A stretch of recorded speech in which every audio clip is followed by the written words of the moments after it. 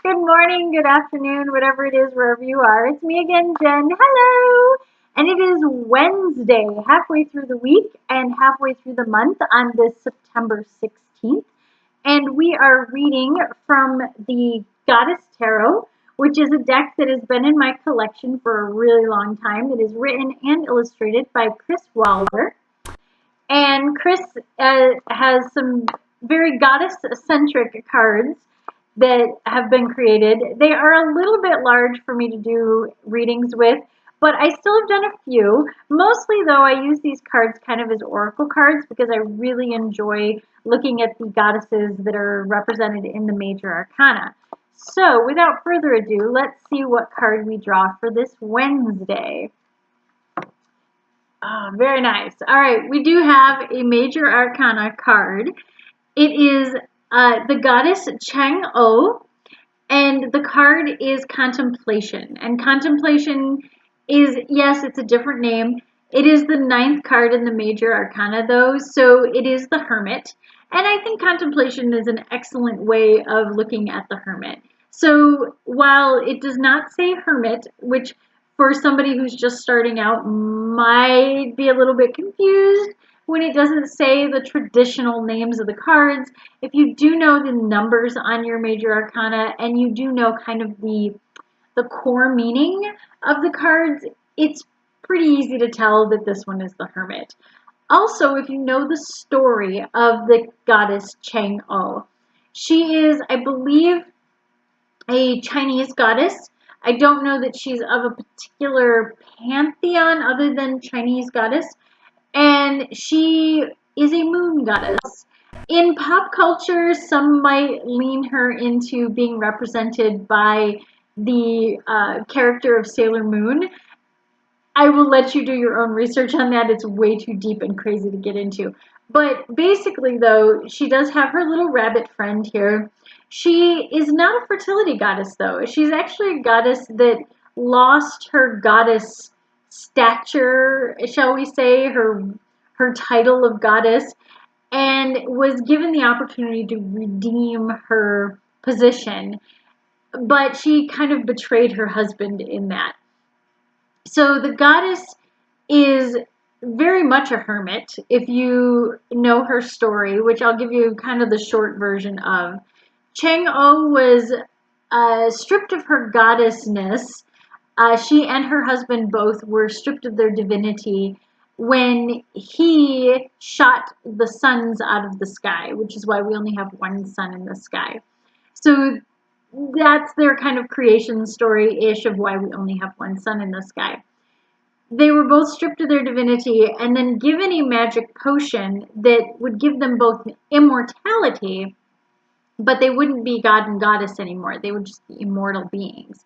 So instead of just taking her 50% of the potion and letting her husband have the other half, she drank the entire potion and ended up weightless and stuck on the moon, alone, forever.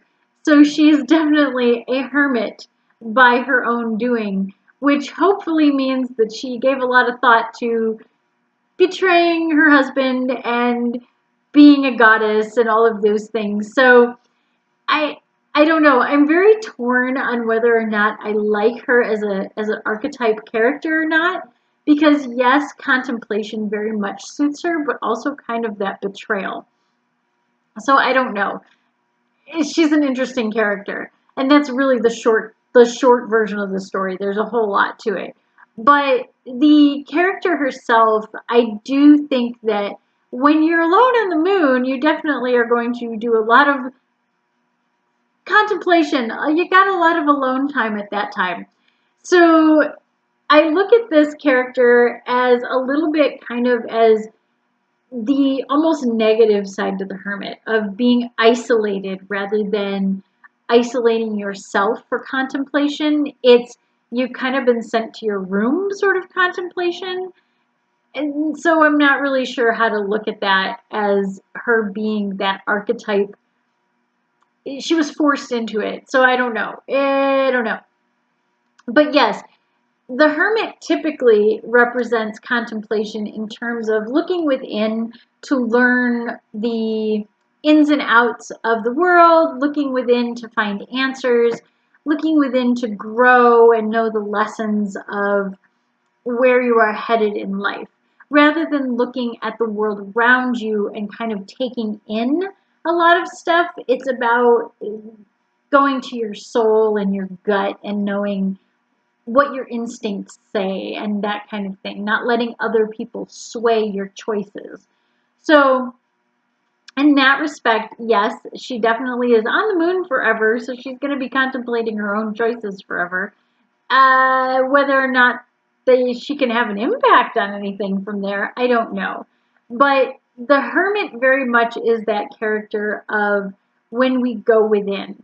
I also like to look at the hermit. I'm very pop culture today. I also like to look at the hermit as kind of an Obi-Wan or a Yoda sort of character, where they are isolated from everyone else and they have kind of gone within and learned to listen to the force or listen to that voice inside to understand better the world around them and not having that impact on the world around them.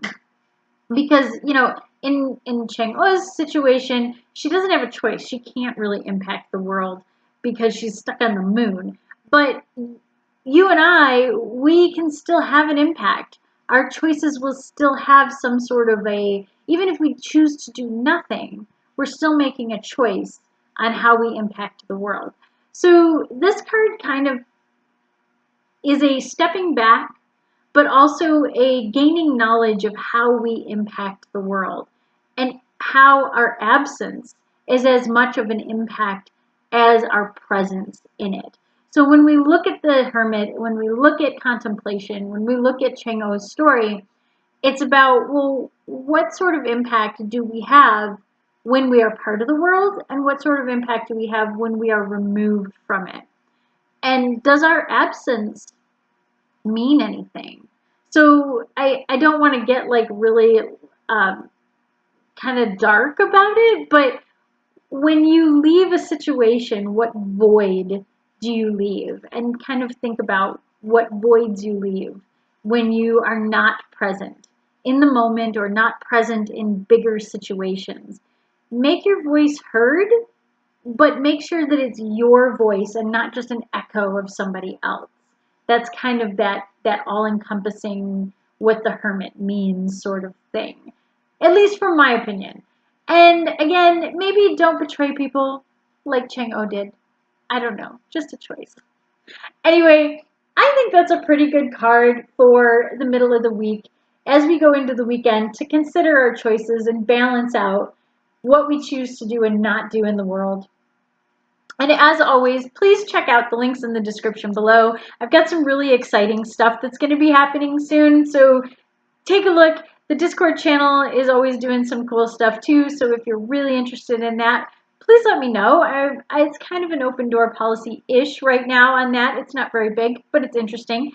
And as always, check out the playlists because you can look back on the cards that we've already looked at and how beautiful they are and the goddesses that are represented, as well as some of the other decks that we've looked at throughout the past months. And we've been doing this for several months now. I'm trying to think how many months. I'll have to look into that and see. But either way, until next time, stay safe, stay healthy, and I hope that you have fun on this beautiful Wednesday. Bye!